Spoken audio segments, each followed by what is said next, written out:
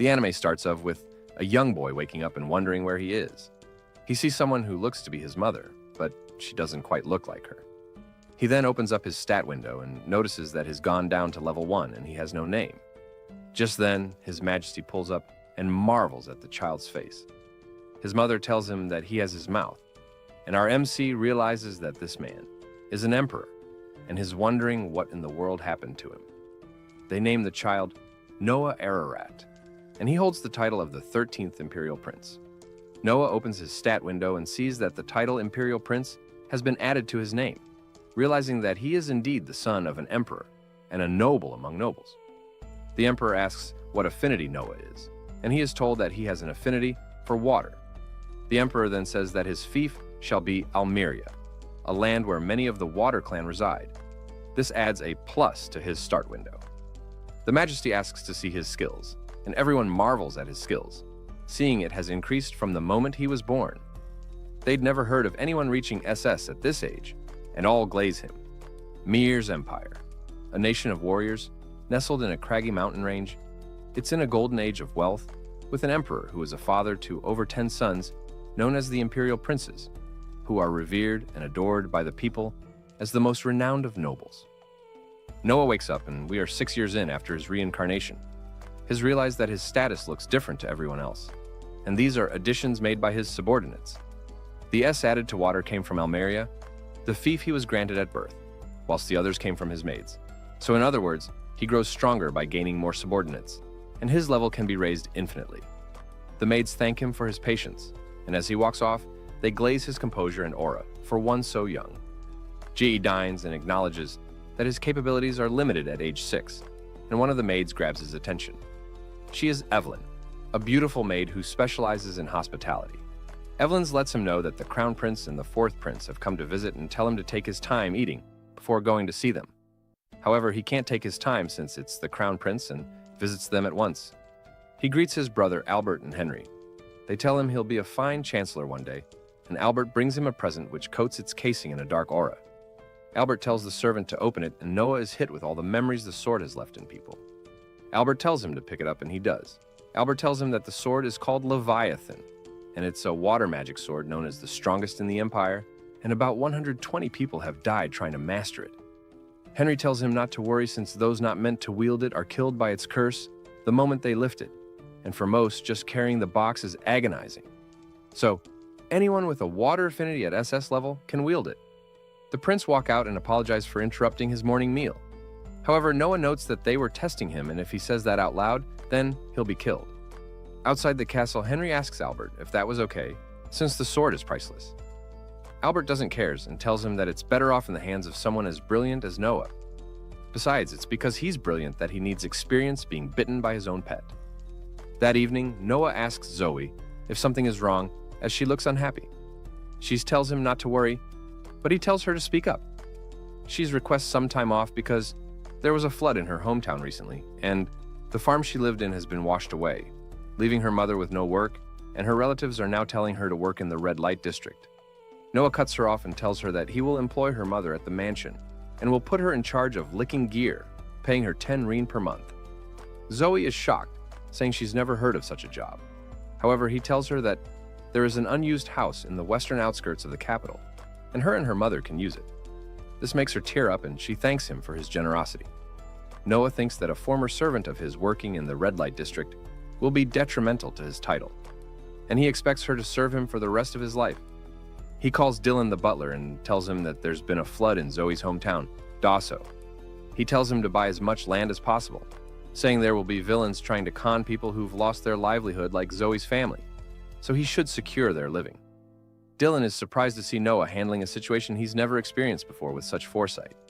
He asks Noah how he will procure the funds, since it'll estimate to about 700,000 rian, the annual income of an adult man in the capital, and 120 rian, and even his retainers earn 8,000 rian per year. And the 13th prince household has about 500,000 rian to work with, so he needs 200,000. He tells Dylan to sell the land they own in the capital. However, Dylan is hesitant since it's a gift from the emperor, and selling it without his permission would be a crime against the imperial family. Despite this, Noah tells him to carry on, as he'll accept his father's reproach. Dylan thanks him, and Noah remembers that he came from the same area as Zoe. The next day, Henry meets Noah, and Noah rushes to his knees. He asks him if he's going anywhere, and Noah tells him that he is purchasing land in the area called Dasso, which has flooded and is going to inspect. Henry then asks if he's going to use the magic sword, but Noah tells him that he won't and hasn't used it since he felt some sort of power within it.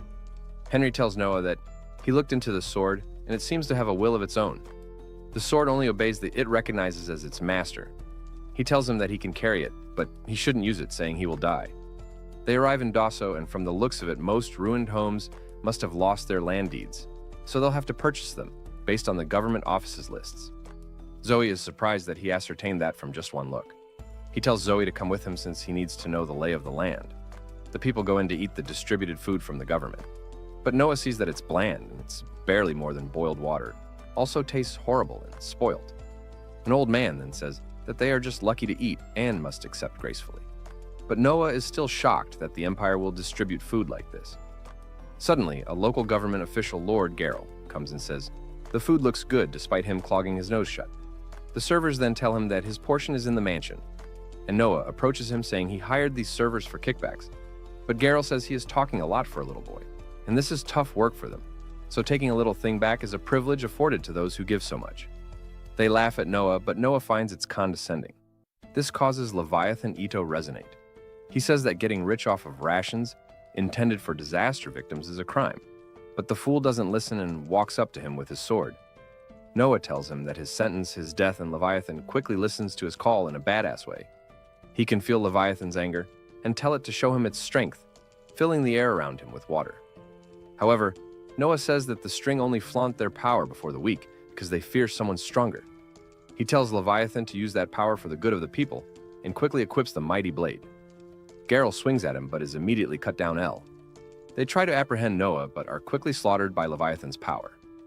The Knight's commander Rowan arrives and the foolish servers beg him to prosecute the child for Garrel's death. However, Rowan notices that it is the prince and quickly apologizes for being unaware of his visiting. He introduces himself as Rowan Green and says that he was recently appointed to maintain security in this region and is a servant to Prince Henry. He quickly tells everyone to respect the noble before them, and so they all bow.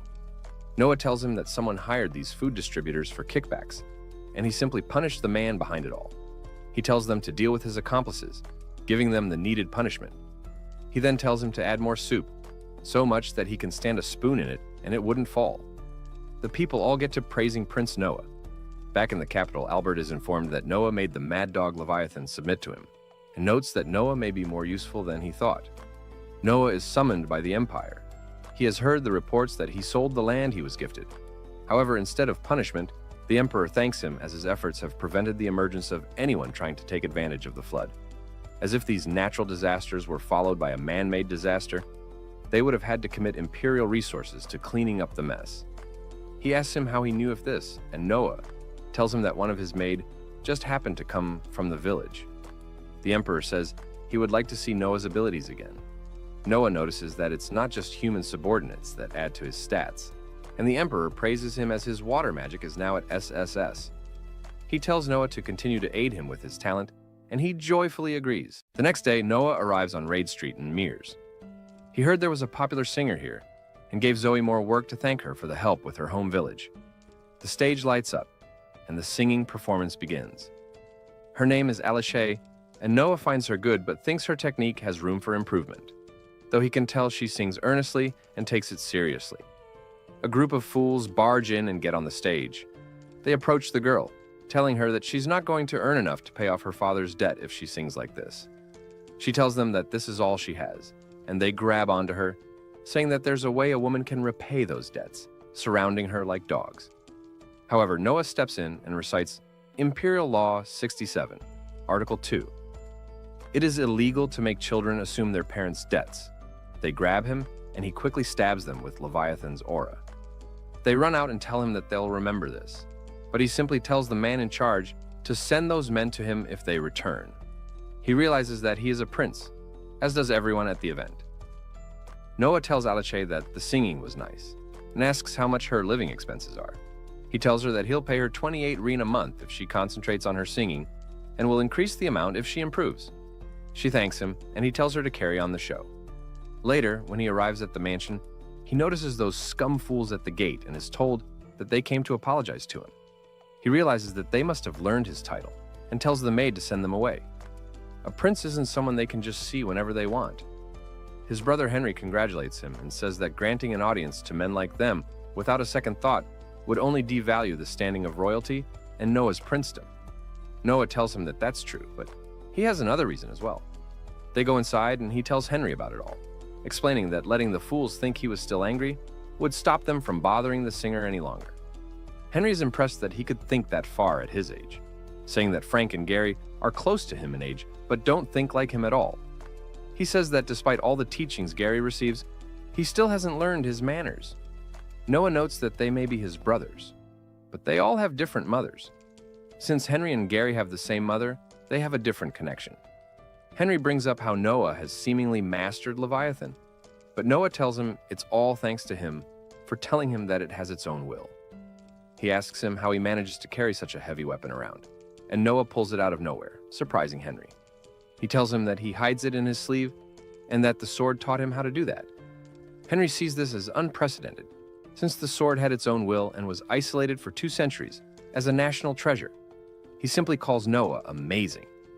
That night, one of the fools begging gets frustrated and yells at Noah to not ignore them. His friends try to calm him down, but he keeps saying that he will kill Noah anywhere and anytime. This prompts Noah to force him down with a gaze.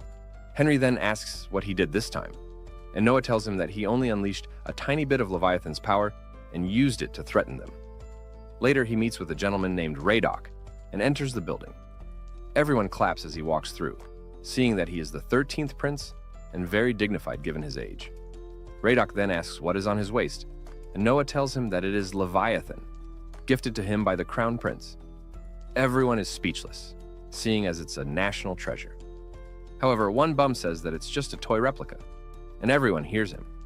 This leads Leviathan to unleash its aura at everyone in the vicinity, leaving them in agony. Noah stops Leviathan and also praises him. Funnily enough, they all praise the prince for being able to control such a weapon and realize it is very much not a replica. Reincarnation then asks Noah what they should do with the foolish man, but Noah tells him to leave him be. Later that evening, everyone lines up and introduces themselves to the prince. A man named Byron Allen, the head of the Allen Company, comes forward and introduces his daughter, Cindy Allen. Noah can tell that his daughter is adopted and notes that he has the bearing of someone high class, whereas his daughter does not. Byron is amazed by how keen Noah is, but Noah says that Byron took in a former slave as a daughter, and he could tell by her look. Byron says that he is correct, and that he originally bought her as a slave, but since she learns quickly, he's been teaching her as his adopted daughter. Noah loves this and tells him that he will invite him to his mansion sometime to hear more about her. They quickly leave, and Noah notes that Byron knew when to leave, as staying any longer would invite envy.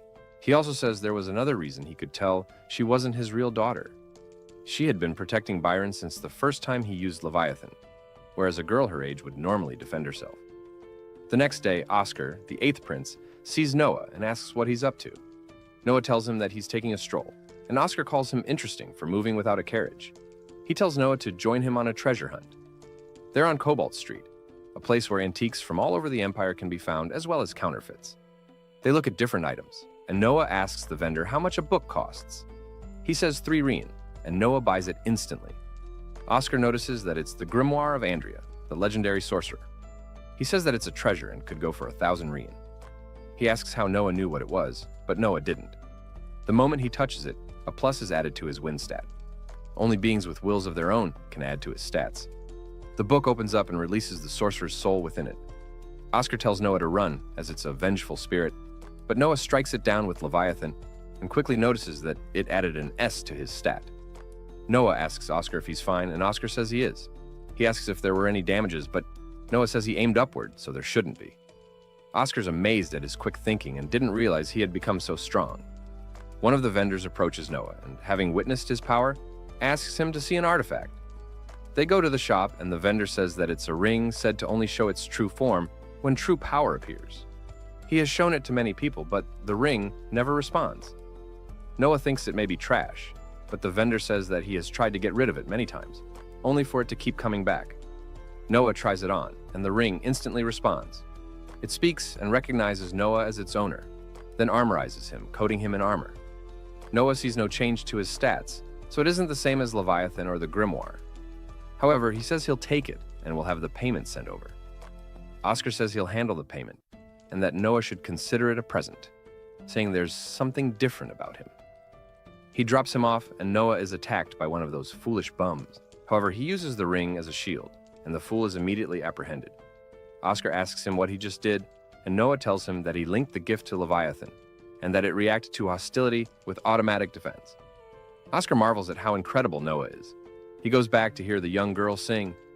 He wants to tell her that the man is done for after attacking him, so she has nothing to worry about. However, two fools rush in and battle over who will take her. Noah stops the altercation and tells the owner not to let guys like them in anymore. The owner says that customers like them keep his business going, so Noah says he'll purchase the business and buys it immediately for 1,000 rein, which the owner accepts happily. The lady asks how she can repay him for all his help, but he tells her to sing, and sing well, because he wants her to sing for the emperor one day, so she should devote herself. She agrees, and the show goes on. The episode starts off with Noah being told that he has a guest, Dead Marley, the Governor General of Wholejoy. Noah tells his maids to let him in. We learn that the royal family has a custom of granting fiefs to princes so they can learn about governing affairs, and for that reason, the people of each fief revere the prince serving as their lord as if he were a monarch. Dead Marley was born in Almeria, but now works in a land called Wholejoy, and he is no exception. He greets Noah, but Noah informs him there's no need for formalities and tells him to have a seat, noting that this is the second time they've met, the first being about a year and a half ago when the emperor appointed Dead Marley as governor general. Noah asks him how things are going. Since the last he recalls, Marley was given an imperial order to manage flood control in Wholejoy. We're also told that Wholejoy is a fertile, grain-producing region located at the bend of a large river, but it suffers from flooding on occasion. Because of this, the emperor appointed Marley in hopes that he would stabilize it. Noah asks him what the problem is, and Marley responds by saying that they haven't received any funding and can't use money they don't have. This surprises Noah, as this was an imperial order. Marley then explains that the Home Ministry keeps coming up with excuses not to provide the funds. Noah understands this and tells Marley to step out with him. We then see Noah meeting with the fat Minister of Finance, Maverick. Noah tells Maverick that Marley has informed him they haven't received any funds from his department. Maverick denies this, so Noah asks him why the funds haven't been sent. Maverick claims there's a good reason for it, but Noah tells him that if he's about to say a child like him wouldn't understand, then he should remain silent. Maverick denies any such intent and explains that Wholejoy suffered flood damage yet again last year, so the emperor granted them a full year of tax exemption. Because of that, they have leftover tax money, and in his opinion as Minister of Finance, that money should be used instead. Noah responds by telling him that he is simply belittling him, shocking everyone present. Maverick denies this and says he cannot send money now, because Noah is aware of the plan to build the emperor's summer retreat. He explains that they need to build an enormous villa befitting the young emperor, as he won't be young forever. This upsets Noah, and he tells the fat minister that he is committing a grave crime against the royal family, essentially saying, this flooded region needs flood control, but we're building a villa, so we can't spare the money. Noah asks Maverick if he thinks his father is a fool. Maverick immediately begins begging, saying he meant nothing of the sort. Noah then orders him to distribute the funds, or he will speak to the emperor personally, causing Maverick to rush off to do just that. Seeing this, Marley begins praising the young prince, expressing his utmost gratitude and complimenting his negotiation skills, while also apologizing for putting him in such a foolish position. However, all Noah sees is that Marley tried to take advantage of his status as a prince to force his demands through. Marley then sets out to proceed with the flood control measures, bidding Noah farewell. Shortly after, Noah is approached with a message from the emperor, summoning him to appear in person. Noah arrives before the emperor, who tells him to relax, and congratulates him on handling the matter with Maverick.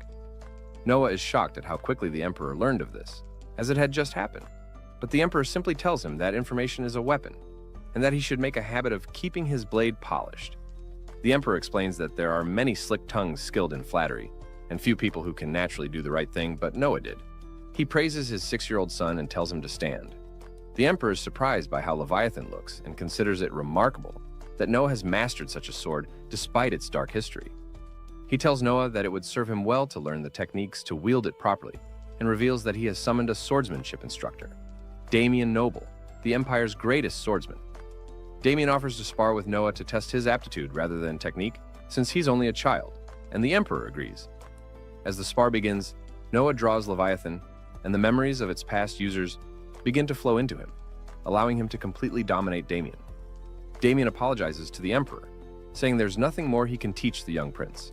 He explains that, while Noah's strength and speed are that of a child, his technique alone was enough to disarm him, stating that their glorious prince already possesses the swordsmanship of a master, and that it would be presumptuous to try to teach him. The Emperor understands this and laughs proudly, once again praising Noah and telling him that he will serve as the head judge of this year's knight selection exam. Noah accepts the task gracefully. We're then told that the knight selection exam is an annual event involving participants from all corners of the empire. In this nation, which treasures its military, it's said that the way of the warrior is the only path to success by merit. Fighters who win their regional preliminaries meet in the capital for the final battle, and the one who emerges victorious earns the title of knight and immediately joins the upper ranks of society. The first job of the new knight is to become a subordinate of the head judge, leading Noah to realize that having a strong knight in his service would make him even stronger. The Emperor asks Damien how Noah should judge the event, whether by round robin or elimination, but notes that the decision belongs to the head judge. Noah requests that the regional preliminaries be abolished and that all judging be done in the capital under his supervision. He explains that the empire is vast, and he can't personally oversee every regional preliminary, so he doesn't want strong candidates excluded for arbitrary reasons. He's told to do as he pleases. Later, Noah asks Zoe if there will be any knights participating from her village. She says yes, as one person will be sent to bring glory back home. Noah tells her he's done away with the preliminaries this year, meaning they can send as many as they like. However, Zoe explains that their village only sends one challenger due to the cost of lodging and food, and that even sending one person requires every villager to chip in. Hearing this, Noah tells her he will cover all travel and lodging expenses. Zoe wonders if that will cost a lot of money, but Noah explains that it doesn't mean starting from scratch. He calls in Dylan and orders him to find out how many vacant houses exist in the capital, and to buy them all. If that's not enough, they should build more dormitories. He also tells him to contact all connected merchants, earning praise from Zoe. Noah later meets with one of the merchants, who presents him with the total cost. Noah points out that the calculation can't be right, as it covers food for the entire duration of the exam and would leave the merchant at a severe loss. The merchant acknowledges this, but says it's fine since it's a request from the 13th prince himself. Noah sees through this and reminds him that merchants don't give money out of compassion, asking what he really wants. The merchant admits he wants the use of an available slot in the palace employment exam, which is on the same scale as the knight selection exam. He wants information on what kind of people are hired.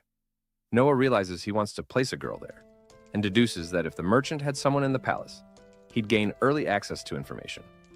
If she were chosen to spend nights with the emperor as a consort, the profits would be immeasurable. Noah agrees on the condition that it must be a girl he personally approves of, and only then will he put in a word. They agree, and the merchant kneels, further praising Noah and requesting permission to display Noah's crest as his store sign, fully pledging himself. Noah approves but warns that he won't tolerate betrayal. Noah notes that adding Byron the merchant as a subordinate increased his stats. However, he notices one stat has decreased and immediately realizes something has happened in Almeria. He orders Zoe to have the driver head to the palace. Upon arrival, Noah informs the emperor, only to learn that he already knows. The report indicates 5,000 rebels, though Noah notes the number is low and that it's within his own fief. The emperor asks if Noah wants to handle it himself, but Noah declines, stating he's still young and inexperienced in combat, and suggests his brother Henry instead. The emperor praises his judgment once again. On the way out, Noah rides with Henry, who asks if he truly doesn't want to take the mission, noting that such an achievement would be a huge benefit at his age. Noah explains that while he might survive, his inexperience would lead to many soldiers dying in vain. This earns him further praise. Suddenly, Noah senses malice and stops the carriage. Realizing the threat posed by some of the rebels, he chooses to deal with it himself. He blocks their water-based attack and cuts them down swiftly. Henry remarks on how much stronger Noah has become in just a few days. He suggests interrogating them, but Noah explains that he didn't kill them. He merely knocked them out using Leviathan's threat. He leaves them to Henry and asks about cavalry availability, as Almeria lacks a strong supply of war horses, which Henry confirms. The next day, Noah calls Byron and asks if he does business in the area surrounding Almeria. When Byron confirms, Noah warns him that if this information leaks, he will die. Noah reveals that there is a rebellion in Almeria, and that cavalry units are the core of their forces. He gives Byron 10,000 rein to buy up all the horse feed in the fief. Since war horses aren't raised in Almeria, and the rebel horses were purchased elsewhere, there's only so much feed they can steal from citizens. If they resort to stealing military rations, they'll be forced into open looting. Byron praises Noah's brilliance and immediately gets to work. Later, the Emperor says that the assassins have given them useful information, and that the rebels were trying to kidnap Noah as a bargaining chip. Noah points out that they gave in rather easily and could be lying. The Emperor praises this as clever thinking, but tells him not to worry, as there is a way to find out if someone is telling the truth. Noah responds by saying that it takes a thief to catch a thief, and since he's not knowledgeable in the ways of torture, he'll take their word for it.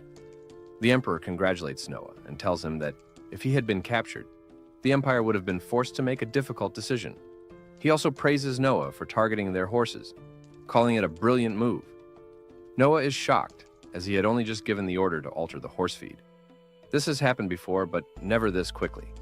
The Emperor explains that anyone could have thought of using starvation tactics. In fact, Albert, the second prince, had suggested starving the rebels to make an example of them. However, Noah realized that doing so could provoke them into attacking civilians. The Emperor praises Noah's thinking skills, as well as his ability to act on them. Noah thanks him, and the Emperor says he must reward him somehow. He then grants Noah permission to add a sword to his crest, shocking him.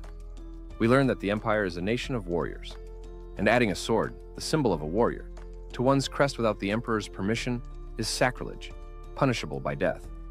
On the other hand, being granted permission to add one is among the greatest honors possible. The Emperor tells his assistant to issue the command, and Noah thanks him. Later, while walking, Noah runs into Byron, who tells him he has been waiting. Byron explains that there are only so many types of feed designed to be transported, and since they know the route used to bring it in, buying it all won't be difficult. However, regarding Carfin, the leader of the rebels, Byron warns that he is extremely tenacious and will do whatever it takes to achieve his goal. He tells Noah to be careful. As they talk, Zoe interrupts and apologizes, saying that there is a wounded man at the gate who claims to have an urgent report. At the gate, the man greets Noah and introduces himself as a decurion from the province of Adora in Almeria. He explains that a rebellion has begun there, and while his superior suggested joining the uprising, he couldn't go along with it. Instead, he fled to report the situation. Noah thanks him for his loyalty and tells Zoe to treat his wounds. He then orders her to give the man a reward of 1,000 rein, shocking Byron. Byron approaches Noah afterward and asks why he rewarded him, considering the information was already known. Noah agrees, but explains that a mere decurion traveled all this way despite the danger, simply to report the truth, and such loyalty must be rewarded. Later, Zoe approaches Noah looking pale and suddenly falls to her knees. She hands him a bag containing 500 rein and explains that someone she didn't recognize gave it to her as payment for making him drink from a bottle. She was told it was a sleeping drug. Noah immediately realizes it was the rebels. He asks Zoe why she brought this to him instead of betraying him. She tells him she could never betray him, especially after everything he did for her mother and village. Even when the rebels threatened to kill her, she refused. Noah understands and writes her a reward, handing her 5,000 rein. She insists it's too much, but he tells her to take it. As she begins to thank him, Noah tells her that he is going to take the drug and that she will lead him to the rebels. He instructs her to leave immediately afterward. We then see Noah waking up. He notices that his hands and feet are bound, but he discreetly releases Leviathan from his ear. They didn't even take his ring, so he uses it to free himself. He realizes he's in a wagon outdoors and tells Leviathan to show him its memories. We see the rebels tying him up, Zoe fleeing, and them loading Noah onto the wagon to escape. Understanding the situation, Noah stands up. The rebels notice him, but are quickly shown the difference in strength. Noah tells them it's a waste of time. He had hoped to extract information, but they're nothing more than minions. They attack him, only to be swiftly cut down. After dealing with them, Noah sees Zoe approaching with knights. She notices him and rushes over. He asks what the meaning of this is, and she apologizes, explaining that she was worried and came to save him, but he handled everything himself. Noah asks who the captain is, and the man steps forward. Noah orders him to take care of the attackers, as they were the ones who assaulted him a few days earlier. He then notices a sword falling from one of the rebels and tells the knight not to touch it and to step back. A sinister aura emanates from the blade. Noah explains that he can see the curse thanks to Leviathan. The sword is filled with the hatred of the one who cursed it. Using Leviathan, Noah takes to the sky and tracks down the sorcerer responsible. The next day, the emperor praises Noah. The previous night, the rebel leader was pierced by a pillar of water, and the emperor confirms that Noah was responsible. Noah explains that he used the hatred within the cursed weapon to guide Leviathan to the rebel leader. With their leader gone, the Almerian rebels were swiftly suppressed by the fourth prince, Henry. A messenger reports that nearly all conspirators have been arrested and asks what punishment should be carried out. The emperor orders the horses and cattle prepared, declaring that every last one of them will be drawn and quartered, much to everyone's delight. However, Noah steps forward and objects, shocking the room. The emperor asks him to explain himself. Noah says that punishment must be carried out according to imperial law. Rebel leaders are to be cut in half at the waist, third-degree supporters are to be hanged, and all others are to be beheaded. He states that drawing and quartering does not exist in the law. The emperor points out that they sullied Noah's name, but Noah responds that if the emperor himself breaks the law, it could undermine imperial authority. He respectfully asks him to reconsider. The room falls silent. After a moment, the emperor admits Noah caught his mistake. Still, he insists that the punishment be carried out to the fullest extent of the law, with no commutations. Noah replies that he has no objections. The emperor turns to the first prime minister, Neugil, and tells him to begin preparations. Everyone praises Noah for his bravery in correcting the emperor, calling him a true genius. The emperor then stands and offers Noah another reward. He says that while any of his children may admonish him, doing so correctly requires talent. He grants Noah the title of wise. Noah thanks him, and the emperor remarks that he wishes Noah had been born earlier. The court erupts in praise for the wise prince. The emperor then mentions that the knight selection exam is approaching and asks how Noah plans to judge it. Noah replies that he has a plan and would like to demonstrate it. Later, we see Noah explaining his idea. He plans to have the participants attack him directly and judge them based on how close their attacks come. The emperor finds this brilliant, as it reduces Noah's workload and simplifies judgment. However, he acknowledges the risk. If a contender breaks through Noah's defenses, it could be dangerous. Noah assures him he's prepared, and the emperor places his trust in him. That evening, the emperor speaks privately with Neugil. Neugil remarks that publicly saying he wished Noah had been born earlier might have been excessive. The emperor laughs it off, saying he sees no issue.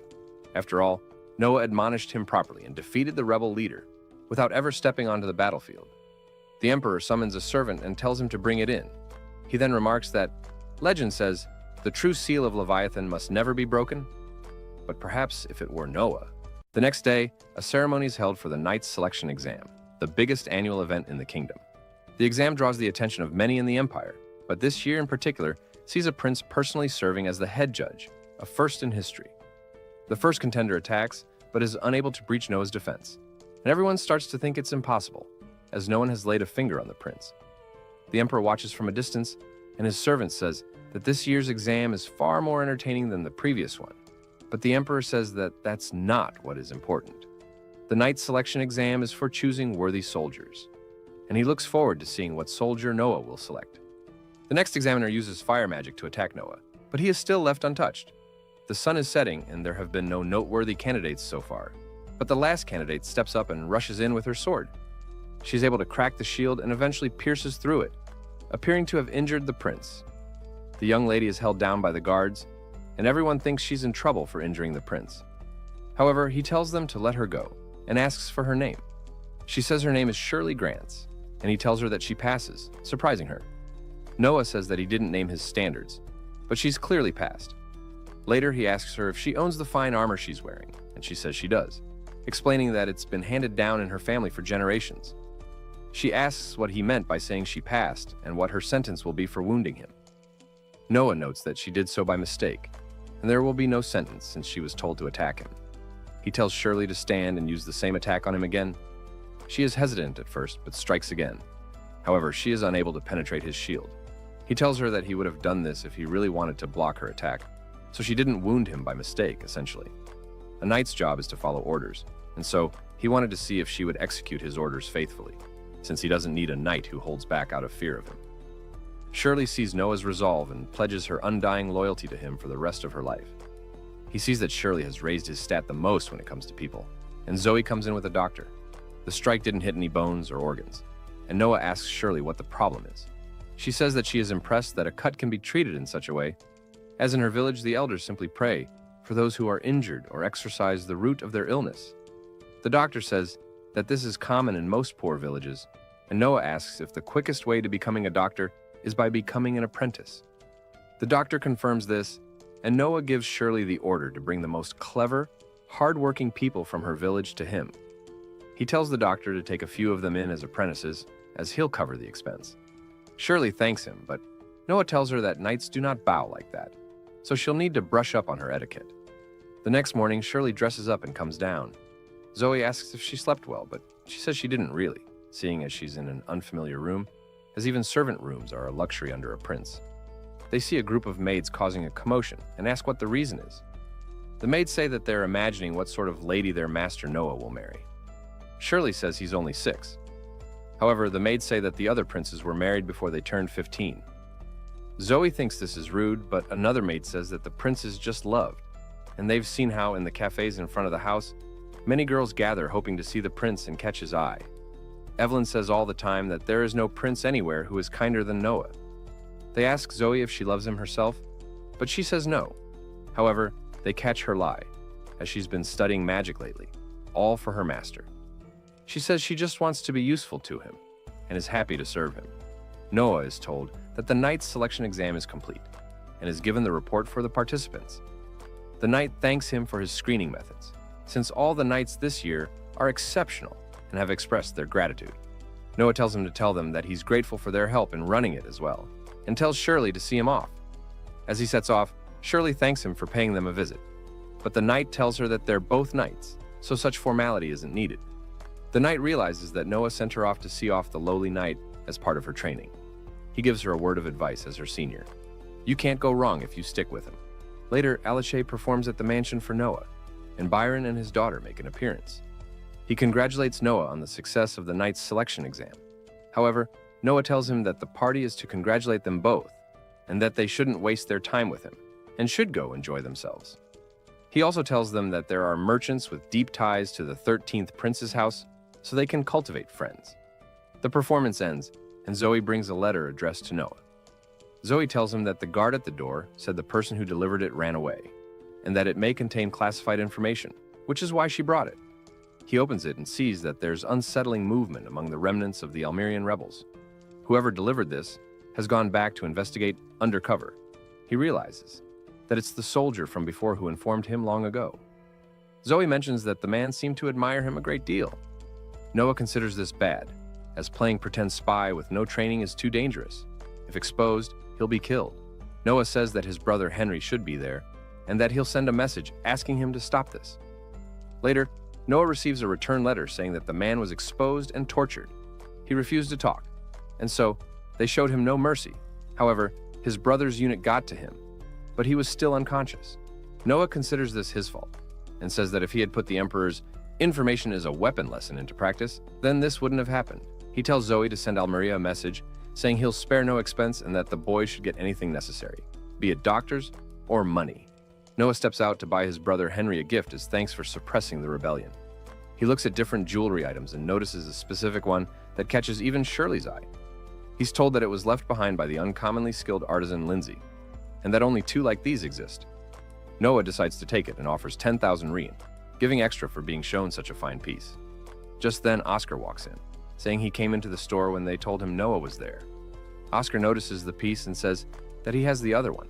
Hearing this, Noah goes on to shatter the piece, shocking everyone there. He tells the merchant that the payment is still his, and that he should spread the rumor that the second glass piece was broken. Oscar says that this will greatly increase the value of the other one, and Noah agrees, saying that when it comes to treasure, the fastest wins. He did it to increase Oscar's piece's value. Oscar says that he didn't achieve this kind of mastery until he was an adult with his own fief. They part ways and Noah chooses a different gift. As they leave, he asks Shirley what she's thinking about, and she says that it's been nothing but surprises since she started serving him. Even the artwork surprised her when he destroyed it. However, Noah says that it's just an object, and that those who risk their lives to bring him information, work their hardest, and devote their loyalty to him are the real treasures, including her. Shirley marvels at the prince, saying that he's like the benevolent rulers she saw in plays, and says she'll serve him for the rest of her life. 6 years pass, and we see Noah much older as he walks through the castle halls, now 12 years of age. With his new age, Noah dines and asks one of the maids, Gigi, if anything is bothering her, as she's stood alone by the window. She says it's nothing and is just amazed at the line of people bringing him gifts for his birthday, even after it ended 3 days ago. Zoe isn't surprised, as it lasted a week last year. Noah tells Gigi that the items received and their senders need to be recorded in detail. So it's quite time-consuming. However, he knows Evelyn will take care of it. Noah is now 12 years old and has been recognized for fully mastering the magic sword Leviathan. And by direct imperial order, he is stationed at the Ministry of Military Affairs, which presides over the Imperial Army. The minister of this ministry is Prince Henry. Noah meets with his brother and asks why he wished to see him. Henry wants his opinion. He received an imperial command to have Rice, the person standing next to him, lead a force to suppress a rebellion at the southern border. If those barbarians are shown any compassion, they'll get cocky, so they're dispatching a regular army to keep them in check. We get a good look at Rice Keiki, a direct subordinate of Prince Henry, and aside from his many acts of valor, he's more than talented enough to lead an army. Noah asks one question. He asks how many soldiers there really are, and Rice is startled.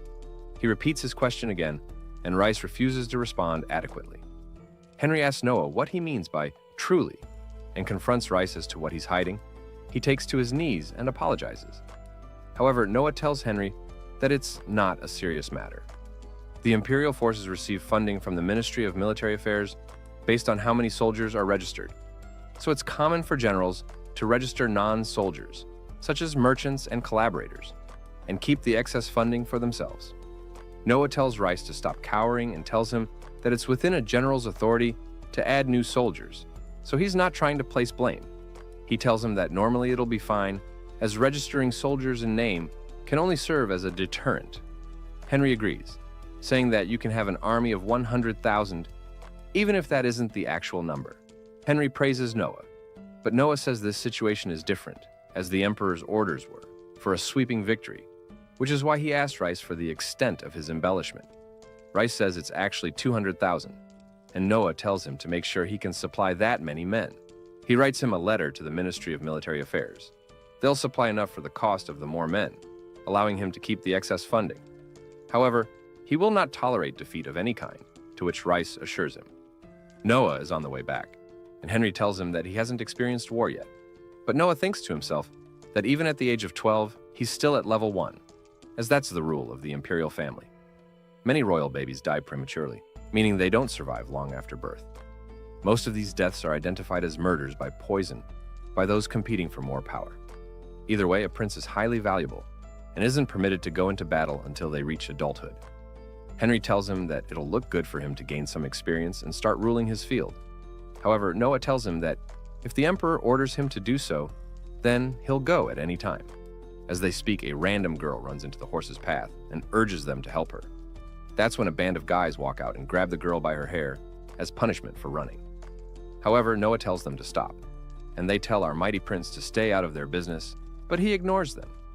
Noah asks them for the name of their business and its registration, as unregistered slave trading is a serious crime under imperial law. The fools just launch an attack towards him, but he realizes Leviathan and swiftly cooks them all, with everyone praising and glazing him. He asks the girl if she's fine and confirms with her that these are underground slave traders.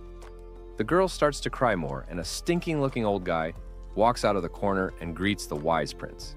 He says that he makes a living off kids like these, saying that he works for the first prince, Gilbert.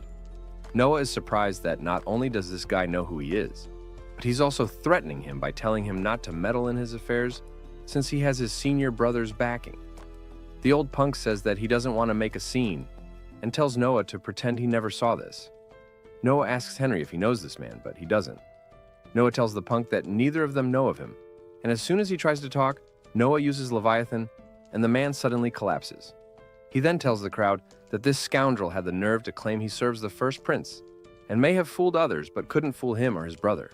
He tells them to apprehend the men and take them to the first prince's estate, explaining that they're scoundrels who falsely claim to work for Gilbert. Henry praises him like he always does, and Noah says that if they truly worked for Gilbert, then he couldn't kill them, and would rather Gilbert handle them himself. Mr. Glazer then says that the way Noah does things always surprises and amazes him. Back at the mansion, Noah is briefed that a messenger from Prince Gilbert came around, thanking him for catching those bums, as he interrogated them and they were indeed falsely claiming his name to run their illicit business. Gilbert intended to send them to court the next day, but they committed suicide, whilst he turned his back. Noah asks if Gilbert ordered those men to run their illicit underground slave trade, and Henry confirms, saying that he absorbed himself in acquiring shops, buying private estates, and senseless activities like that for a long time. Noah says he can't blame him, as Gilbert may be the first prince, but he's a concubine's son and can't succeed to the throne, so he probably vented his frustration by looking for something he can do without succeeding to the throne, and the slave trade and private estates are just proxies. Mr. Glazer continues to glaze Noah's excellence and brilliance given his age. Later, Noah tells the kids that they will not be sold and are all free. However, they have nowhere to go and were sold for many reasons, like in exchange for money to buy a bag of rice seeds. Noah figures that if they go back home, they'll just be sold again, so he tells Dylan that he'll be taking them in and tells him to find jobs and a place to sleep for them, as well as help if any of them wishes to study. A girl asks if he's going to, but then he tells them that he isn't, and if they want to leave, then they're free to do so at any time. Dylan tells them to be grateful for the prince's kindness and do their best, and they quickly do so and leave. The next day, Evelyn tells Noah that all his gifts have been handled. However, Noah doesn't need to hear that. He gives her a slip and tells her that it's her dismissal, as he'd like her to be the administrator of a small region within Almeria. She is surprised, and he tells her that she's now a proper government official. We are then told that an administrator is a key office, and is also known as a magistrate, so this is a major promotion for a maid. The fief that the prince receives from the emperor is vast, and so it'll be impossible for him to rule over it all by himself. So he has assigned administrators to various regions to act as his proxies. Noah says that he's been watching her for many years, and she's the most clever of all his maids. She's hesitant and says that she wants to keep working with him. He knows this, but tells her that she can and will grow. He tells her that once people get to know her and why he put her there, they'll know that he's an excellent judge of character, telling Evelyn to leave the mansion and work for him. She blushes and immediately accepts before taking her leave. The emperor tells Noah that he's heard his story about how he defended Gilbert's honor, but Noah says that it was coincidental and merely captured people that broke the law. Noah figures that his brother reported it himself, as that is the smarter option, as instead of keeping secrets, he's made it appear as if his hands are clean. The emperor asks what kind of punishment is taken for underground slave trading again, and Noah says that in cases of unregistered slave trading, the ringleader's dominant arm is to be severed and any others involved are drafted into military service. The prime minister confirms this, and the emperor makes sure to ask if Noah was injured, but obviously he wasn't. The emperor then says that if it had been him, he would have been defeated while debating whether to reveal his identity. However, the prime minister tells him that that would amount to a crime against the imperial family, and everyone laughs. However, Noah disagrees and tells him that under imperial law, if the criminal does not know His Majesty's identity, in other words, if he is undercover and has not yet named himself, then there is no crime against the imperial family. It is merely treated as assault, shocking them all. Noah thinks he went too far, as it's not worth dictating the truth in such a manner that makes the prime minister look bad. However, the emperor laughs, saying he won the bet. Bush is confused, and the emperor says that they had a little bet to see if he could describe the law. The emperor says that he always knew that Noah was strict and impartial in matters of the law, so he was just checking to make sure. He rises up and appoints Noah as the Minister of Justice, making him the second minister prince after the fourth prince, Henry. They all shout to praise the young prince as per usual. Later, Noah thinks that all he did was answer a question, and yet he was appointed, thinking something else was behind the decision. Everyone is captivated by our girl's singing, which is the reason why she's the most popular songstress in the empire at the moment, with such a beautiful voice. The next day, Noah arrives at the Ministry of Justice and is welcomed as the wise prince. He is greeted by Vinnie Aussie, the Vice Minister of Justice. Noah notices that Vinnie is young and still on the rise. He asks Vinnie to explain his duties to him, and Vinnie proceeds to tell him that he has two primary duties. First is the coordination of all courthouses across the empire. Their ministry also tries many cases that occur in the capital, and as with the rebellion 6 years ago, it is customary for the ministry or the emperor himself to judge those who commit serious crimes such as insurrection. In other words, the ministry also functions as a common courthouse. Noah asks Viney if he tries cases, and he tells him that it depends on the case. Noah then proceeds to ask him how much he collects in bribes. This surprises Vinny, and he tells Noah that he doesn't take bribes. However, Noah tells him that he's not trying to force him into admitting guilt and only wants to know the real story, and he'll even forget once he enters the room, so he should tell him the truth. Vinny tells him that he personally doesn't accept many bribes, and only a few hundred rein annually. He has a rule, and those beneath him accept at least 10 times that much. Noah asks him what his rule is, and he tells him that he doesn't accept bribes in cases of murder, as it's too easily exposed. If the accuser bears a grudge, then he could become a target of revenge, leading to irreparable damage.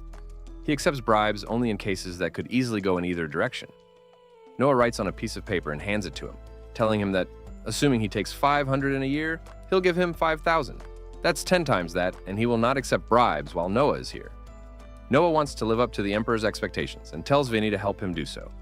Vinny can see why the Emperor gave him the title of Wise at only 6 and appointed him Minister of Justice. He tells Noah that he doesn't need the extra money and will stop collecting bribes. Noah thinks that he should be suspicious of ulterior motives, but he adds to his stats, and so he decides to take his word. Later, a party is taking place, and Noah thanks his brother Oscar for arranging this grand celebration for him. Oscar says he's happy as well, as after their brother Henry, Noah is the second minister prince in all of the Emperor's 50-year reign. He tells Noah that, despite how it may seem, he likes him and wants to congratulate him. Noah wonders why His Majesty appointed himself and Henry as minister princes, and Oscar says that it's probably because he is dear to him. Noah thinks that he can't completely rule that out, as in Henry's case he had the legitimate reason of suppressing the rebellion.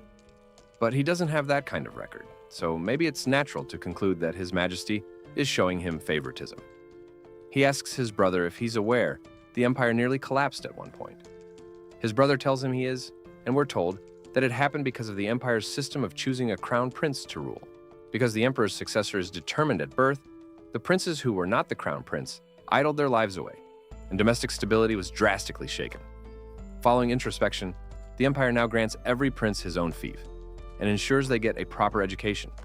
Oscar wonders what that has to do with this, and Noah tells him that appointing him minister may go beyond education, and Oscar is shaken at the thought that the emperor may want to make him crown prince. Noah, however, is not sure, and thinks that if he's merely doting on him, then there's no problem. However, that's when Oscar's informed by a butler, and he tells Noah that he was right. He just received a report from a eunuch he bought off. The emperor intends to name Oscar Minister Prince of Finance at tomorrow's morning assembly.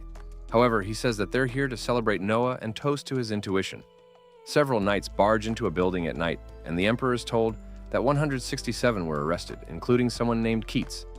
They intended to pressure His Majesty into abdicating, and once he was deposed as emperor, they'd have the crown prince assume the throne.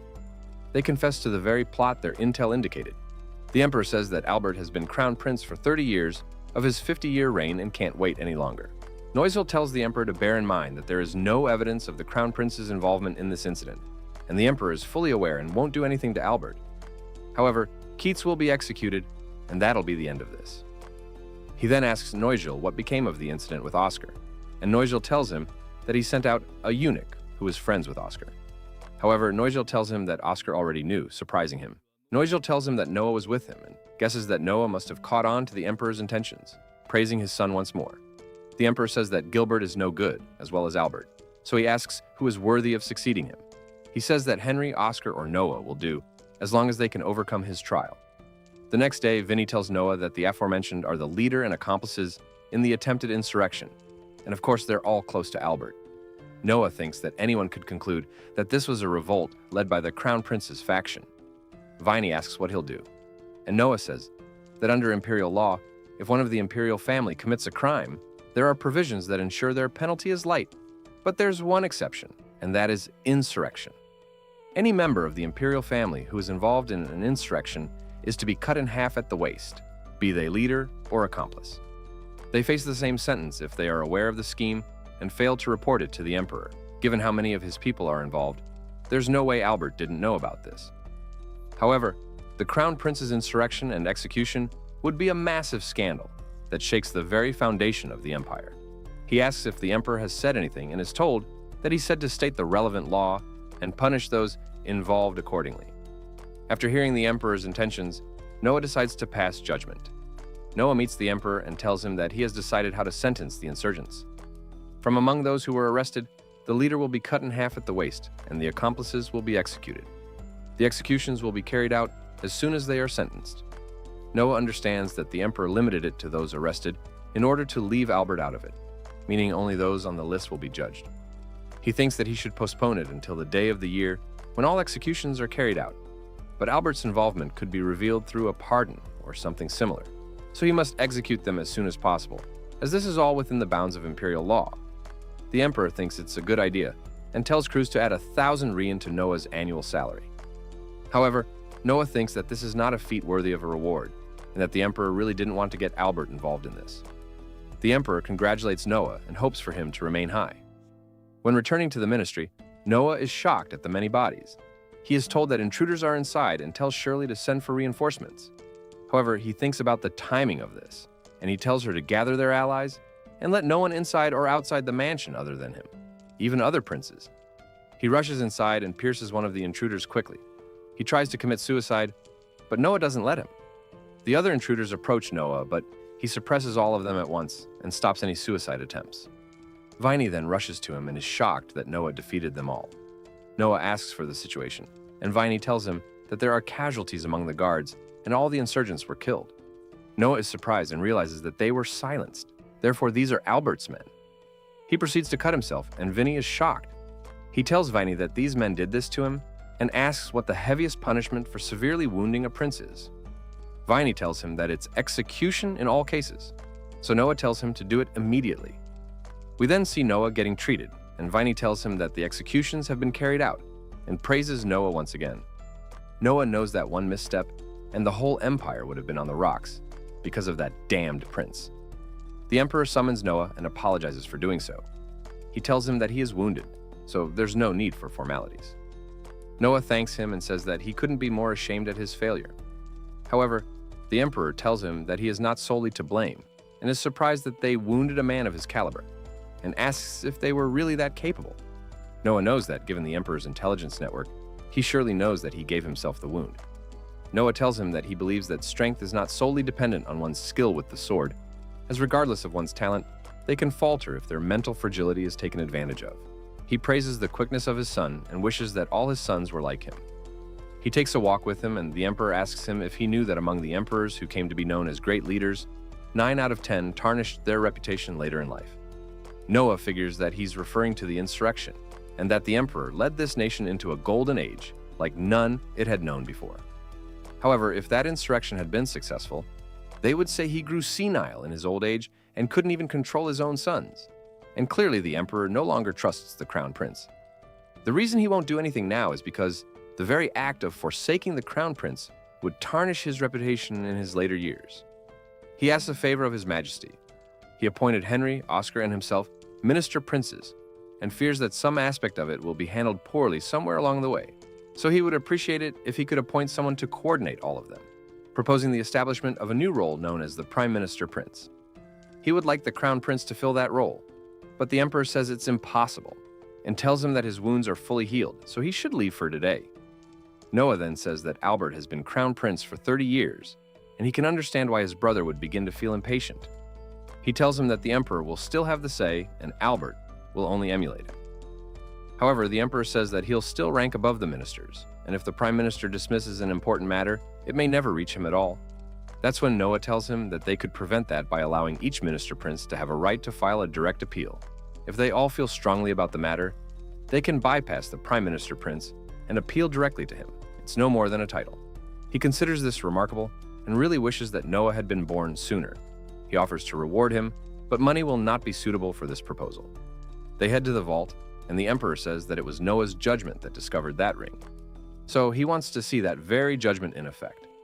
Noah tells Leviathan to search, and he picks out an item. However, when he opens it, he is enveloped in what looks to be flames.